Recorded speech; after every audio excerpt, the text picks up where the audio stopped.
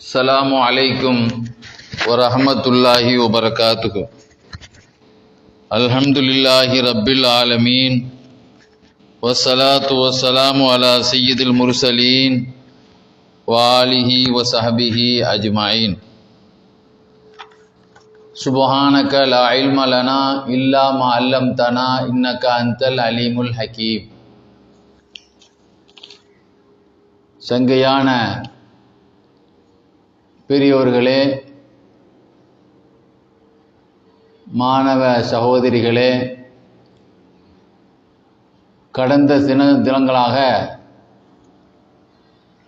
உலகத்திலே இஸ்லாத்தை பரப்ப வந்த இறைவனின் அருளை பெற்ற மாமேதைகளினுடைய அற்புதங்களை, அவர்களுடைய திக்ர்களை, அவர்களுடைய தஸ்பீகளை, அவர்களுடைய வார்த்தையினுடைய அந்த தெய்வீக சக்திகளை நாம் சில நிகழ்ச்சியின் மூலமாக கடந்த 3 தினங்களாக தெரிந்து வருகிறோம். இன்று அல்லாஹ் அவர்களுக்கு கொடுத்த ஒரு மிகப்பெரிய ஒரு சக்தியை குர்ஆன் ஷரீஃபில் நீங்கள் பார்த்தீங்கன்னு சொன்னால் அல்லாஹ் தாலா இப்ராஹிம் அலைஹிஸ்ஸலாத்தினுடைய வரலாற்றை பற்றி நமக்கு சொல்கிறான். அதில் இப்ராஹிம் அலைஹிஸ்ஸலாம் ஒரு சமயம், யா அல்லாஹ், நீ உயிரினங்களை மௌத்தானவங்களை உயிர்ப்பிக்கக்கூடிய அந்த காட்சியை என் கண் முன்னால் நீ காட்டு என்று செய்தான். அல்லாஹ்ட்ட கேட்டாங்க.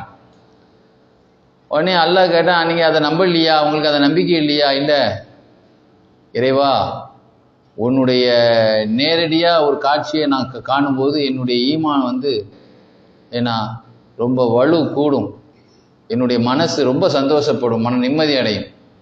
அதுக்காக அது என்னுடைய ஆசை.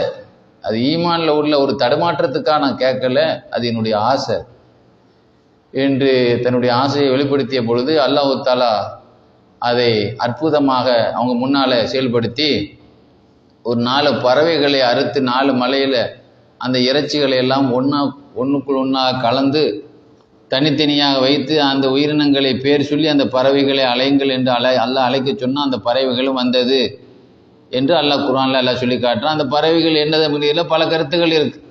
சேவல், புறா, மயில், இது மாதிரி வாத்துன்னு சொல்கிறாங்க. சிலர் வேற ஒரு சில பிராணிகளை அது இல்லை இது இல்லை அதுன்னு சொல்கிறாங்க. மொத்தத்தில் ஒரு 4 பிராணிகள், 4 பறவைகளை உயிர் ஆக ஒரு நபியினுடைய ஒரு அற்புதம். நம்முடைய சித்தாந்த கொள்கை, இஸ்லாமிய கொள்கை என்ன அப்படின்னா, ரசூல் ஸல்லல்லாஹு அலைஹி வஸல்லத்தினுடைய உம்மத்துமார்களில் வந்திருக்கக்கூடிய ஒரு இறைநேசர் ஒரு அற்புதத்தை வெளிப்படுத்துகிறார் என்றால் அது ரசூலுல்லாவினுடைய அந்த பெருமை பெருமானாருக்கு தான் போய் சேரும். ஏன்னா ரசூலுல்லாவை நம்பவே தான் அந்த பவர் கிடைத்தது. ரசூலுல்லாவை ஈமான கொண்டதுனாலையும் அந்த தீனை அவங்க ஹயாத்தாக்குறதுனாலே தான் அந்த பறக்கத்தை அவங்க ஒரு சிஷியரினுடைய முன்னேற்றம் அது குருவனுக்கு தான் அந்த பெருமையை போய் சேரும் என்பது அடிப்படையில் சொல்லி காட்டுவாங்க. அல்லாமா தஃப்தாசானி ரஹ்மத்துல்லாஹி அலைஹி அவங்களும் ஷரஹுல் அக்காயிதில் அந்த கருத்தை தான் பதிவு செய்வாங்க. ஒரு இறைநேசரின் அற்புதம் பெருமானாருடைய அற்புதத்தினுடைய ஒரு அது வெளிப்படாட்டாலும் இந்த அற்புதத்தின் மகிமை பெருமானாரைத்தான் சார்.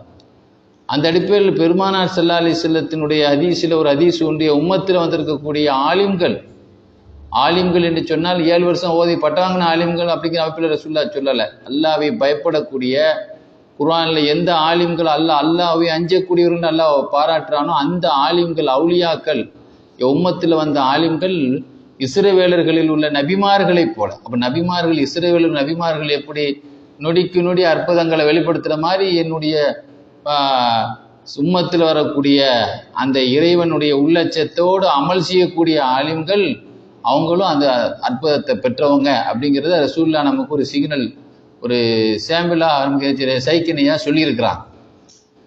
அந்த அடிப்பில் நீங்கள் பார்த்தீங்கன்னு சொன்னால் மூசா அலைஹிஸ்ஸலாம் ஒரு தடியை போட்டவொன்னா பாம்பாக வந்துச்சு. இது அந்த நபியுடைய அற்புதம்.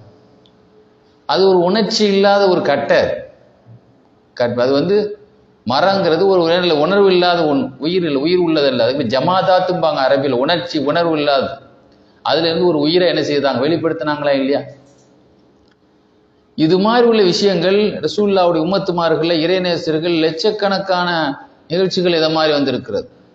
இமாம் நவவி ரஹ்மத்துல்லாஹி அலைஹி அவங்களுடைய காலத்தில் சிரியாவினுடைய ஒரு மந்திரி என்ன செய்த அவங்களோட நவீ இமாமுக்கு ஒரு கருத்துவார் ஏற்பாடு ஏற்பட்டது. சிரியாவுடைய மந்திரி என்ன பண்ணாருன்னு சொன்னா, அங்க அரசாங்கத்துல அதாவது பள்ளிவாஸ் உமையாக்களுடைய ஆட்சியில அதாவது அந்த சிரியாவில் ஒரு பள்ளிவாசல் இருக்கு, ஜாமியுல் உமையாக்கள் பள்ளிவாசல் அப்படின்னு ஒரு பள்ளி இருக்கு.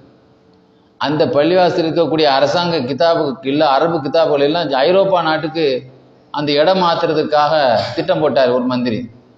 அப்போ அரபு நாட்டில் இருக்கக்கூடியவங்களுக்குலாம் அந்த கிதாப் அரபு அடுத்த நாட்டுக்கு ஐரோப்பா நாட்டுக்கு அரபி பேச தெரியாததுக்கு நீங்கள் எப்படி நீங்கள் அதை ஏற்றி விடலாம் அப்படின்னு சொல்லி பிரச்சனை பண்ணும்பொழுது 2 பேரும் கருத்து வேறுபாடு.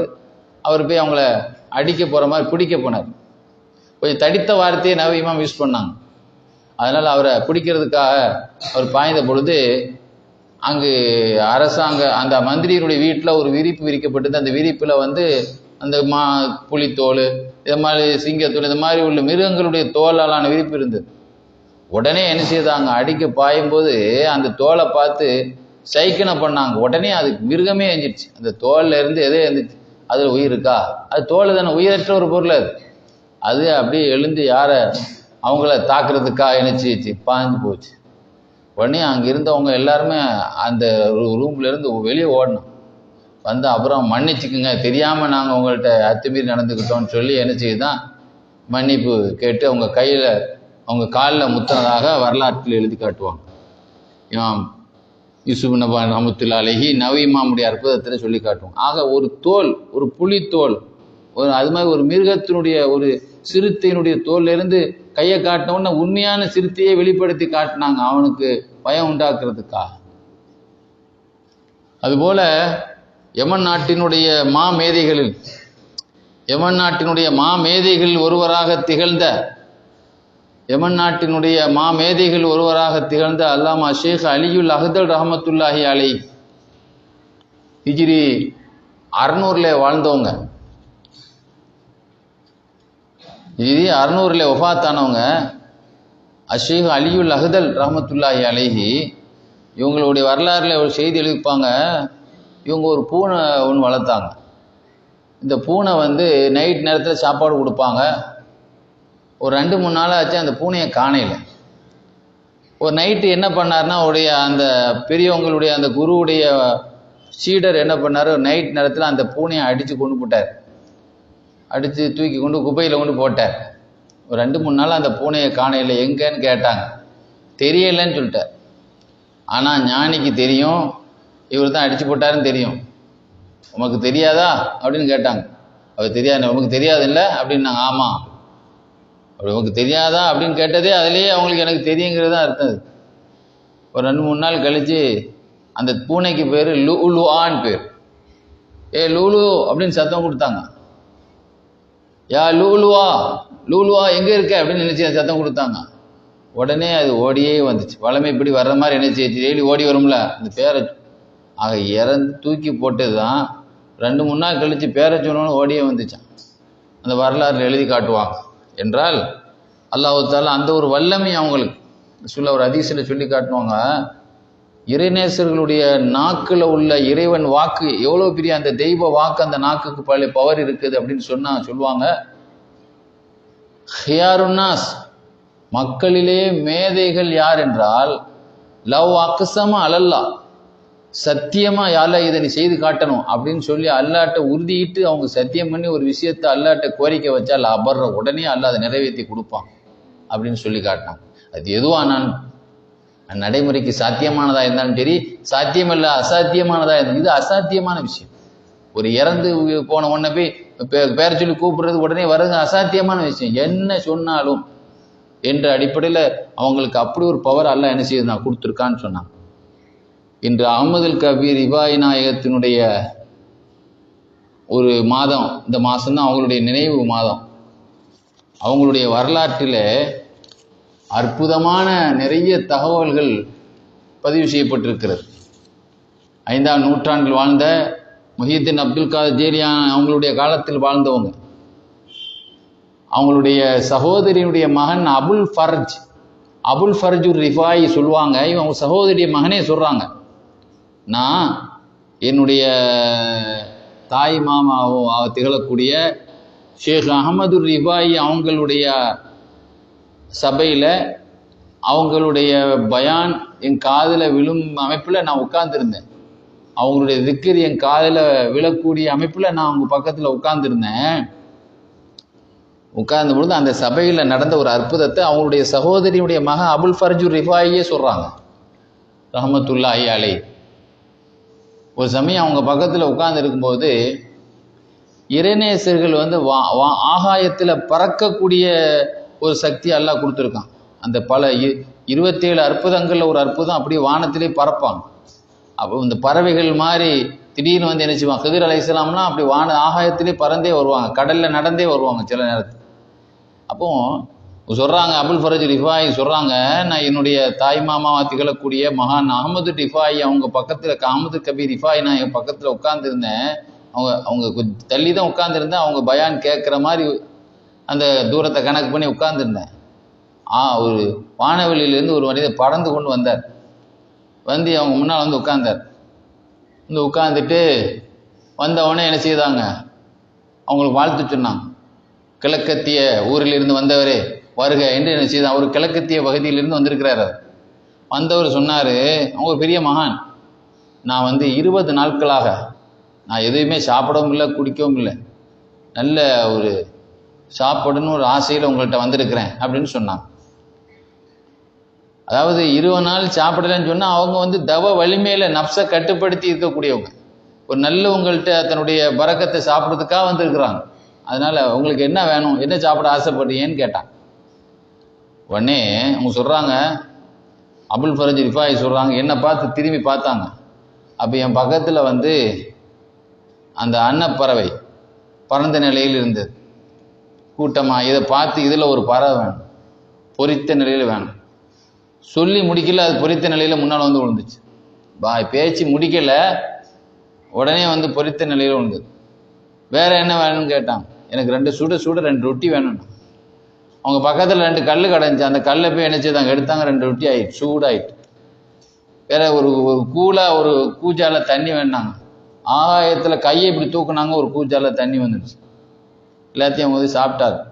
சாப்பிட்டு முடிச்சுட்டு எந்த நிலையில் வந்தாரோ அதே இடத்துக்கு பறந்து போயிட்டார் வானத்துக்கு.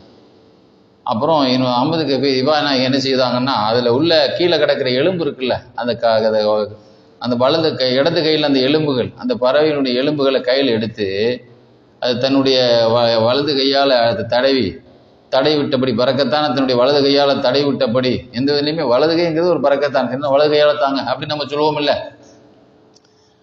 அது மாதிரி வலது கையால் தடவும் போது பிஸ்மில்லாஹிர் ரஹ்மான் ரஹீம் அப்படின்னு சொல்லி தடவுனாங்க. அந்த பறவை எப்படி பறந்து கீழே விழுந்துச்சு அதேமாதிரி பறந்தே மேலே போயிட்டு. இப்படி ஒரு அற்புதத்தை எழுதியிருப்பாங்க. அஹமது கபீர் ரிஃபாயி நாயகத்தினுடைய வரலாறு. இந்த மாதம் அவங்களுடைய நினைவு நாள், கடைசி மாதத்தினுடைய கடைசியில் அவங்களுடைய நினைவு நாள் வருது. அதுக்காக அந்த செய்தியை நினைவுபடுத்துகிறோம். அற்புதமான வரலாறுகள் எழுதப்பட்ட வரலாறு. அபு முஹம்மது ஷன்புகி ரஹமத்துல்லாஹி அலைஹி சொல்கிறாங்க, இவங்க வந்து ஈராக்கில் சத்தீஹா நகரை சார்ந்தவங்க. ஈராக்கில் சத்தீஹா, இந்த சத்தீஹாங்கிற ஊரில் நிறைய இறைநேசர்கள் வாழ்ந்துருக்கிறாங்க. அஹமது சத்தியா, உஸ்மானு சத்தீஹி, நிறைய பேர் வந்திருக்கிறாங்க. அபு முஹம்மது ஷன்புகி ரஹமத்துல்லா அலைஹி இருக்காங்களே, ஒரு நாள் தன்னுடைய அந்த சத்தீஹா நகரில், ஈராக்கில் சத்தீஹா நகரில் உட்கார்ந்து இருக்கும்போது அவங்கள கடந்து ஒரு 100க்கும் மேற்பட்ட பறவைகள் அவங்கள கடந்து போச்சு. அவங்க பக்கத்தில் வந்தவொடனே அப்படியே என்ன செய்ச்சு, கீழே இறங்கி அவங்கள சுற்றி இருந்து சத்தம் போட்டுக்கிட்டே கிடந்து.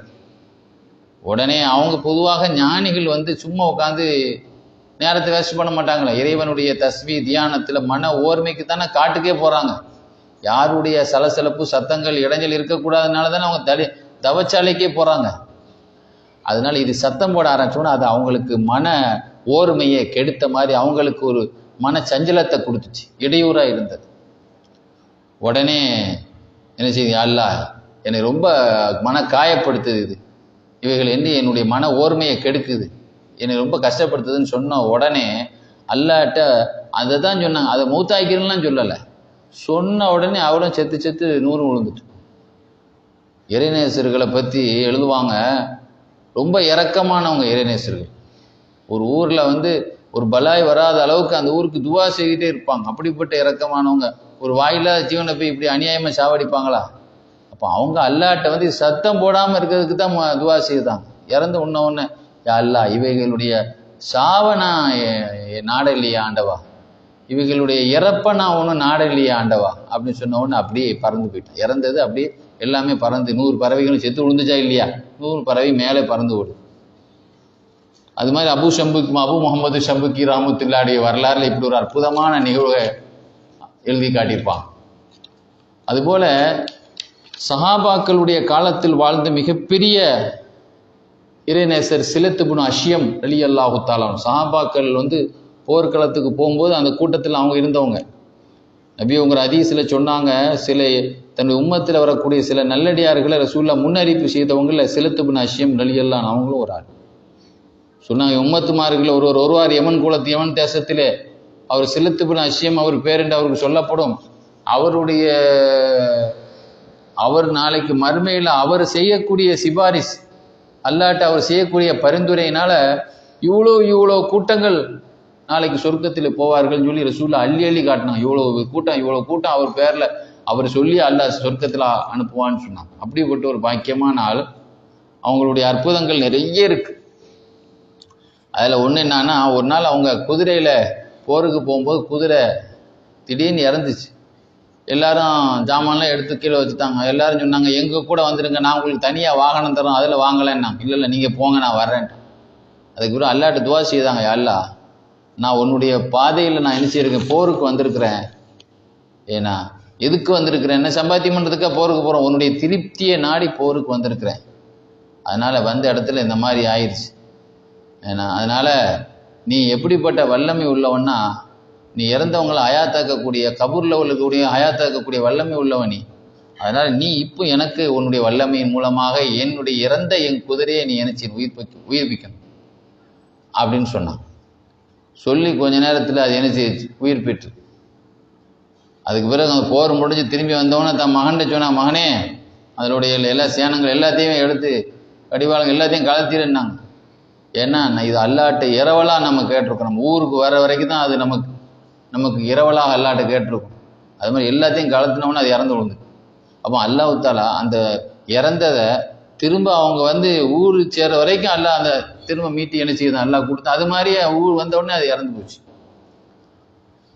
அல்லாமா ஷாபி ரஹமத்துல்லாஹி அலைஹி சொல்லுவாங்க, யமனிலே ஒரு மனிதர் இருந்தார். அவர் போருக்கு போனார். அவர் ஒரு குதிரையை என்ன செய்தார், கழுதை, இது குதிரையில் அவர் ஒரு கழுதையில் என்ன செய்தார், போனார். அந்த கழுதை வழியில் இறந்து விட்டது. அவர் அல்லாட்ட பிரார்த்தனை செய்தார், யா அல்லாஹ், மனிதனுடைய ஹெல்ப் இல்லாமல் என்னை காப்பாற்றி, யார்ட்டையும் எனக்கு நாளைக்கு சொல்லி காட்டிடுவான், நான் உங்களுக்கு உதவி செய்தேனே. அது மாதிரி யாருடைய உதவியும் இல்லாமல் நீ எனக்கு உதவியாக இருந்து எனக்கு என்ன செய்யணும், இதை காப்பாற்றணும், இந்த பயணத்தில் இருந்து நான் என்ன செய்யணும், என்னுடைய வாகனத்தில் உதவியிலே நான் போகணும் அப்படின்னு சொன்ன உடனே அந்த கழுதை தன்னுடைய காதை அசைச்சிக்கிட்டே எஞ்சி நிற்க ஆரம்பிச்சுது. எந்த கழுதை வந்து கீழே விழுந்துச்சோ அந்த கழுதை காதை அசைத்தபடி எழுந்திருந்தது. சொல்லப்போனால் குனாசா என்று சொல்லப்படக்கூடிய அங்கு பஜாரில் அது அடுத்த ஆள்கிட்ட விற்பனையே செய்யப்பட்டது. இறந்த குதிரை துவாவின் மூலமாக மீட்டப்பட்டு அது கடை வீதியிலே விற்கப்பட்டதை நாங்கள் பார்த்தோம் என்று அந்த நிகழ்ச்சியை சொல்லக்கூடியவங்க அந்த செய்தியை அறிவிக்கிறார்.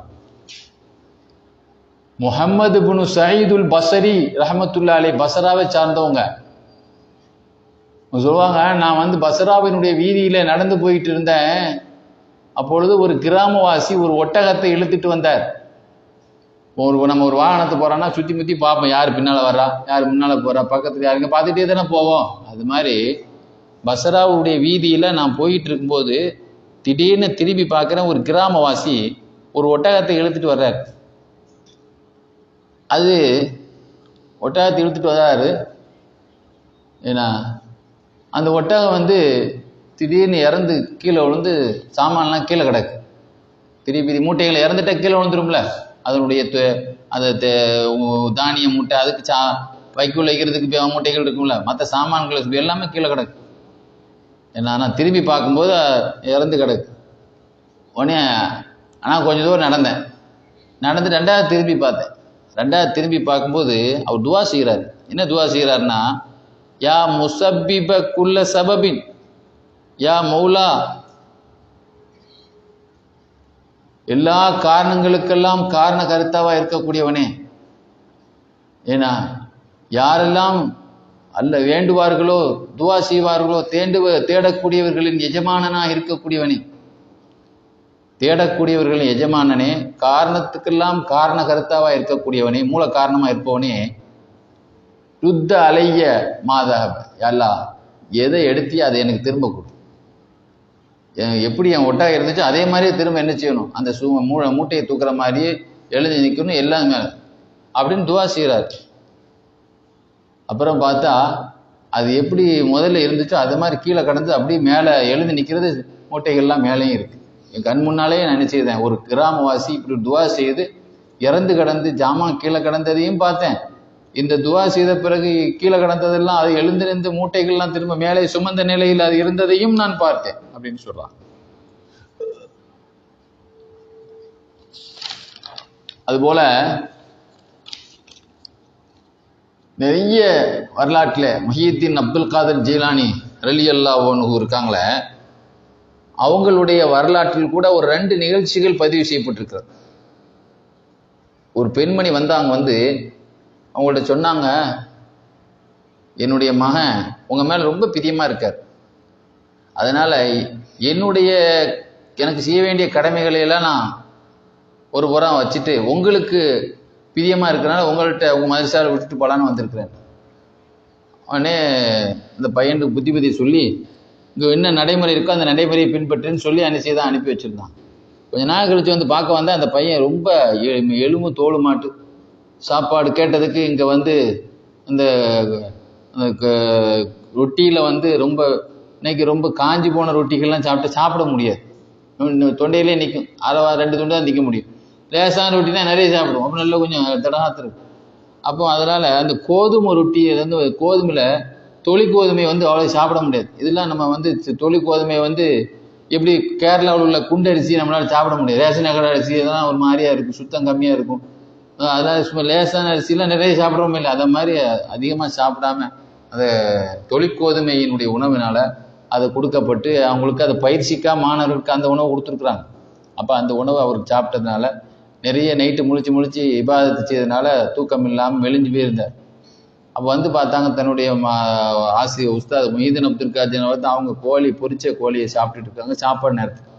அப்போ சொன்னாங்க, நீங்கள் இந்த உயர்ந்த உணவை சாப்பிட்றீங்க, என் மகனுக்கெல்லாம் இந்த மாதிரி ஏன்னா தொழிற்கோதுமையினுடைய ரொட்டியை மட்டும் கொடுத்து அவர் சாப்பாடு ஒழுங்காக இல்லாமல் அவர் எலும்பு தோலுமாக இருக்கிறார் அப்படின்னு சொன்னாங்க. இது பயிற்சிக்கு கொடுக்கப்பட்ட இது பசிக்கு ஆத்துறதுக்குள்ள இதில்லை. நாளைக்கு இந்த உடனே என்ன செய்தாங்க, இந்த தன்னுடைய எழுந்து சாப்பிட்டு கீழே கிடக்கிற அந்த எலும்பை கையை காட்டி எழுந்து அல்லாஹ்வுடைய உத்தரவு கொண்டு எழு அப்படின்னு சொன்னாங்க. உடனே அந்த கோழி எழுந்து நின்று. இது மாதிரி ஒரு தகுதி உன்னுடைய மகனுக்கு வரும் பொழுது அவர் நினைச்சது சாப்பிடுவாருன்னு சொன்னாங்க. இங்கே வந்து என்ன பயிற்சி வழங்கப்படுது, இந்த மாதிரி பயிற்சி தான் வழங்கப்படுது.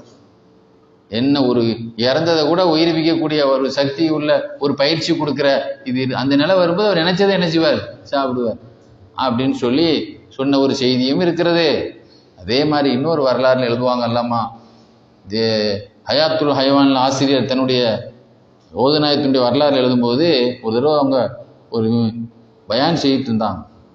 அப்போ அந்த சுற்றி நின்று ஒரு கழுகு கத்திட்டு இருந்துச்சு, சேர்லேருந்து கீழே இறங்கினாங்க. அந்த கத்தும் போதே சொன்னாங்க, காற்றே இது கழுத்தை புடி அப்படின்னு சொன்னாங்க. அது உடனே 2 துண்டா, தலை ஒரு பக்கம் முண்டம் ஒரு பக்கமாக ஒன்று விழுந்துச்சு. உடனே நினைச்சா கீழே இருந்து இறங்கி அந்த தலையும் எடுத்து அந்த முண்டத்தையும் எடுத்து தன் கையால் அதை பிஸ்மில்லா அப்படின்னு சேர்த்து விட்டாங்க, அது பறந்து போச்சு என்ற செய்தியை ஒரு வரலாற்றில் எழுதி காட்டுவாங்க. அதுபோல் அப்துல் ரஹ்மான் இப்னு அஹமதுல் ஜாமி, ரஷ்யாவை சார்ந்த குராசான் பகுதி ரஷ்யாவை சார்ந்தவங்க அப்துல் ரஹ்மான் இப்னு அஹமதுல் ஜாமி ரஹமத்துல்லாஹி அலைஹி. அவங்கள பற்றி ஒரு செய்தியை நக்ஷபந்தியாவுடைய தரீக்காவை சேர்ந்த முகமது ரூஹி சொல்லுவாங்க. ஒரு சமயம் நானும் மகான் அப்துல் ரஹ்மான் இப்னு அஹமதுல் ஜாமி அவங்களும் ஒரு நதியினுடைய கடற்கரையில் நதியினுடைய கரையில் வசந்த காலம் மழை செழிப்பான அந்த பருவத்தில் அவங்களோட உட்கார்ந்துருந்தேன். ஒரு நதி, அந்த நதிக்கு பேர் மல்ஆன் என்ற நதி. அந்த நதியில் உட்கார்ந்துருந்தோம், நதி கரையில். அப்போது ஒரு வானம்பாடி பறவை இருக்குல்ல, சில இதில் மாடப்புறான்னு எழுதுறாங்க, மாடப்புறா, சில இதில் வானம்பாடின்னு எழுதுறாங்க, ரெண்டுமே பறவை தான். அந்த பறவை அப்படியே தண்ணியில் மிதந்து வருது இறந்த நிலையில். அப்போ என்ன செய்தாங்க பெரியவங்க, அந்த ஷேக் அப்துல் ரஹ்மான் அஹமதுல் ஜாமி அவங்க போய் அதை எடுத்து அப்படியே என்ன செய்தாங்க, அதை எடுத்து அப்படியே தடவினாங்க தன்னுடைய கையால். அதனுடைய முதுகு மேலே தடவின உடனே அதை உடனே அது என்ன செய்து பறந்து போக ஆரம்பிச்சு. சொல்கிறாங்க, அதுக்கு பிறகு நாங்கள் மதீனாவுக்கு போகும்போது எங்கள் பின்னாலேயே அது பறந்துக்கிட்டே வந்துச்சு அப்படின்னு சொல்கிறாங்க. தண்ணியில் மிதந்து வந்த பறவை இவங்க தூக்கி அதை தடவுனாங்க, அதிலிருந்து அதோடைய ஹயாத்து வெளிப்பட்டது. அதோடு பறந்து ஓடிடல, நாங்கள் மதீனாவுக்கு போகும்போது எங்களை ஃபாலோ பண்ணியே நினச்சிக்கிட்டே இருந்துச்சு, தண்ணியில் வந்த பறவை பின்னால் வந்துக்கிட்டே இருந்துச்சுங்கிறத சொல்லி காட்டுறான். அதுபோல் அல்லாமா தாஜுத்தீன் ரிஃபாயி ரஹ்மத்துல்லாஹி அலைஹி மிகப்பெரிய ஞானிகளில் ஒருவராக திகழக்கூடியவங்கள். இவங்க ஒரு விவசாயி, அற்புதங்கள் வெளிப்படக்கூடிய இவங்க. நிறைய அற்புதம் இவங்க வாழ்க்கையில் எழுதுறாங்க. விவசாயம் பண்ணுற இடத்துல நிறைய அற்புதம். விதையை போடுவாங்க, திடீர்னு உடனே நினைச்சிடும் விதை, அந்த பயிர்கள்லாம் முளைக்க ஆரம்பிச்சு, அடுத்த நொடியிலேயே முளைக்க ஆரம்பிச்சிடும். இப்படி ஒரு அதிசயம் நடக்கும். இந்த ஏறு உழக்கூடிய மாடு இருக்குல்ல, அந்த உழுந்து திடீர் கையே வைக்க மாட்டாங்க, தானாக போகும். நில்லுன்னா நிற்கும், போன்னா போகும். அது என்ன செய்யும், ஒரு ஆள்கிட்ட பேசுகிற மாதிரியே அது நடந்தது. கையே வைக்க மாட்டாங்க. ஏறு உழக்கூடிய அந்த ஏறு இருக்குல்ல, அது கையே வைக்க மாட்டாங்க. மாடையே தொடவே மாட்டாங்க, கைத்தையே பிடிக்க மாட்டாங்க. நில் நட அப்படின்னு சொன்ன இவங்களுடைய சீடர்கள்ல 40 பேருக்கு மிகப்பெரிய இறைநேசர்களாக அற்புதங்கள் வெளிப்படக்கூடிய மாணவர்களாக திகழ்ந்தாங்களாம். 40 பேர். ஒரு ஆசிரியர் ஒரு உருப்படியாக ஒரு ஆளை உருவாக்குறதே பெரிய விஷயம்னா, அற்புதங்கள் உள்ள இறைநேசராக 40 பேரை உருவாக்கிட்டு போனாங்களா, 40 வழிமார்களை உருவாக்குனாங்க. அப்படிப்பட்ட ஒரு சிறந்த ஒரு இறைநேசர். சொல்லப்போனால் இவங்களுடைய பறக்கத்துக்கு இன்னொரு விஷயம் சொல்லுவாங்க. இவங்க 7 வருஷம் வானத்தையே பார்த்துக்கிட்டு உணர்வே இல்லாமல் 7 வருஷம் அப்படியே பார்த்துக்கிட்டே உணர்ச்சியே இல்லாமல் நிற்பாங்களாம் அந்த அல்லாஹ்வுடைய அந்த நிலையில். அதில் அந்த நேரத்தில் சாப்பாடு இல்லாமல் மனுஷன் வந்து உயிர் இருக்குமே. அப்போ அது ஏதோ ஒரு தவ வலிமையில் அந்த 7 வருஷம் கழித்து அவங்க வந்த உடனே அவங்களுக்கு சொல்லப்பட்டது, நீங்கள் உங்கள் மனைவியோடு போய் சந்தோஷமாக இருங்க, உங்களுக்கு ஏன்னா அல்லாஹ் தாலா வாரிசு உருவாக்க போகிறான் அப்படின்னு சொன்னவொன்னே அந்த மனைவிட்ட வந்து கதவை தட்டினாங்களாம். நான் இன்னைக்கு தங்க போகிறேன்னு சொன்னவொன்னே அவங்க சொன்னாங்களாம், இல்லை நீங்கள் நீங்களே உணர்வு இல்லாமல் இருக்கீங்க, உங்களோடு நான் வாழ்க்கையை நடத்தினா மக்கள் என்ன செய்வாங்க, விமர்சனம் பண்ணுவாங்க. எப்போ வந்தார், என்னைக்கு வந்தார், எப்படி உனக்கு குழந்தை பிறக்குதுன்னு விமர்சனம் பண்ணுவாங்க அப்படின்னு கருத்து சொன்ன உடனே என்ன செய்தாங்களாம், மாடியில் ஏறினாங்களாம். மாடியில் இருந்து சொன்னாங்களாம், ஏன்னா மக்களே, நான் பயணம் செய்ய போகிறேன், என்னோடு சேர்ந்து நீங்களும் பயணம் செய்யுங்க. இவங்க என்ன பயணம் செய்யுங்கன்னு சொல்கிற கருத்து அல்லாஹ் விளக்கி கொடுத்தான். அந்த கருத்தையும் விளக்கி கொடுத்தான். நான் வாகனிக்க போகிறேன், நீங்களும் சேர்ந்து என்னங்க வாகனிங்க. அந்த வாகனிங்கிற ஒரு கருத்து என்ன, நான் மனைவியோடு சந்தோஷமாக இருக்க போகிறேன், நீங்களும் இருங்க அப்படிங்கிற கருத்தை தான் அவர் பதிவு அப்படி சொன்னாங்க.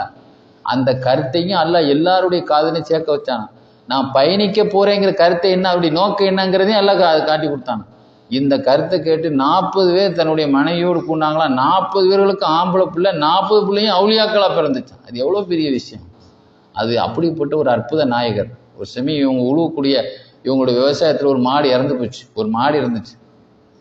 விவசாயிகள் எல்லாம் அதையே வச்சு பொழப்பா வச்சிருப்பாங்க. அந்த மாடினுடைய கொம்பை பிடிச்சி, அல்லாஹும்ம இஹி ஹாலி, எனக்காக இது ஹயாத்தாக்கித்தா ஆண்டவா அப்படின்னு கேட்டாங்க. அது ஹயாத்தாயிட்டு. ஆக மாடை ஹயாத்தாக்கின ஒரு மகத்துவமிக்க நாயகர் இவங்க. அதுபோல உஸ்மானுல் பத்தாயிஹி ரஹமத்துல்லாஹி அலைஹி, உஸ்மானுல் பத்தாயிஹி ரஹமத்துல்லாஹி அலைஹி இருக்காங்களே, இல்லை இது இப்போ நாம் இப்போ சொன்ன விஷயம் தாஜுத்தீன் ரிஃபாயி அல்ல, உஸ்மானுல் பத்தாயிஹிங்கிறவங்க தான் இந்த நான் சொன்ன அற்புதத்துக்குள்ளவங்க. தாஜுத்தீன் ரிஃபாயி அப்படிங்கிறவங்க நம்ம சொன்னோம்ல, இந்த பறவை பறந்து வந்து இது தண்ணியில் வந்துட்டுச்சுல்ல, அதாவது இப்போ நம்ம சொன்னது உஸ்மானுல் பத்தாயி, தாஜுத்தீன் ரிஃபாயி இல்லை, உஸ்மானுல் பத்தாயி. அவங்க தான் என்னது நம்ம இப்போ சொன்னோம்லம்மா. இப்போ என்ன சொல்லி, இப்போ யாருடைய இதை நம்ம சொன்னோம், இப்போ யாருடைய இதமா சொன்னோம், தாஜுத்தீன் ரிஃபாயி சொன்னோமா? தாஜுத்தீன் ரிஃபாயி அவங்களுடைய வரலாறுல நம்ம சொன்ன விஷயம் என்னது, என்ன சொன்னோம்? தாஜுத்தீன் ரிஃபாயி ரஹமத்துல்லாஹி இருக்காங்களே, அவங்க ஒரு சமயம் ஒரு ஊரை கடந்து போனாங்க. ஒரு கிராமத்தை கடந்து போகும்போது அந்த ஊர்ல சில பேர் வந்து இறைநேசருடைய அற்புதத்தை விமர்சனம் பண்றவனா இருந்தான். அந்த ஊர்ல சில பேர் அவனுக்கு ஏதாவது ஒரு பாடத்தை போடுறதுக்காக வேண்டி ஒரு ஆள் கஞ்சரா இருக்கிற ஒரு ஆள்கிட்ட ஒரு கோழியை வாங்கினான். கஞ்சர்னு ஃபேமஸாக இருந்த ஒரு ஆள்கிட்ட ஒரு கோழியை வாங்கினாங்க. வாங்கி அவங்க மட்டுமே சாப்பிட்டாங்க. அப்போ சீடர்கள் சொன்னாங்க, இந்த கோழிக்கு உண்டான குஞ்சுகள்லாம் இருக்குது, இந்த கோழிக்கு குஞ்சு இருக்குல்ல, குஞ்சுகள்லாம் உண்டு. சாப்பிட்டுட்டு ஒரு பாத்திரத்தை எலும்புக்குள்ள ஒரு பாத்திரத்தை போட்டு மூடி வச்சுருந்தாங்க. அப்போ உடனே என்ன செய்தாங்க, சாப்பிட்டு முடிச்ச பிறகு அந்த பாத்திரத்தை, மூடப்பட்ட பாத்திரத்தை பார்த்து என்ன செய்தாங்க, சைக்கினை பண்ணாங்க. இந்த மூடி திறந்து பார்த்து அந்த உயிரோடு அந்த கோழி இருந்தது. அப்புறம் அந்த குஞ்சுகள் நோக்கி அந்த கோழி ஓடிச்சான். இப்படி ஒரு அற்புதத்தை வந்து கண் முன்னாலேயே அந்த ஊரில் காட்டினோம்னு அவ்வளோ பேரும் மிரண்டு போயிட்டான். இப்படி ஒரு ஆளையா நம்ம அவங்கள விமர்சனம் பண்ணோம்னு சொல்லி அந்த மக்கள் எல்லாம் அவங்களுக்கு ஒரு பிரபலத்துக்கு அது ஒரு காரணமாக போச்சு. இதை பார்த்து மரியாதை அவங்களுக்கு கூடின உடனே நம்மளை ரொம்ப பொதுவாக இறைநேசர்கள் ரொம்ப விளம்பரத்தை விரும்ப மாட்டாங்க. மக்களை நம்மளை தூக்கி ரொம்ப தலையில் வச்சு தூக்கிற மாதிரி தெரிஞ்ச உடனே பயணத்தை கிளப்பிட்டாங்களாம் அந்த இடத்த விட்டு. தாஜுத்தீன் ரிஃபாயி ரஹ்மத்துல்லாஹி அலைஹி இப்படி வரலாறுல இப்படி ஒரு செய்தி எழுதி காட்டுவாங்க. இவங்க எதை உயிர்ப்பிச்சவங்க, ஒரு அந்த ஊரில் வந்து கோழி தானே சொன்னோம். அதே மாதிரி அலி இப்னு வஹபுர் ரபீஇ ரஹ்மத்துல்லாஹி அலைஹி, அலி இப்னு வஹபுர் ரபீஇ ரஹ்மத்துல்லாஹி அலைஹி இருக்காங்களே, இவங்களுக்கு தான் நம்ம இது என்ன செய்தோம், இவங்க ஒரு விவசாயி. அலி இப்னு வஹபுர் ரபீங்கிறது தான் ஒரு பெரிய விவசாயி.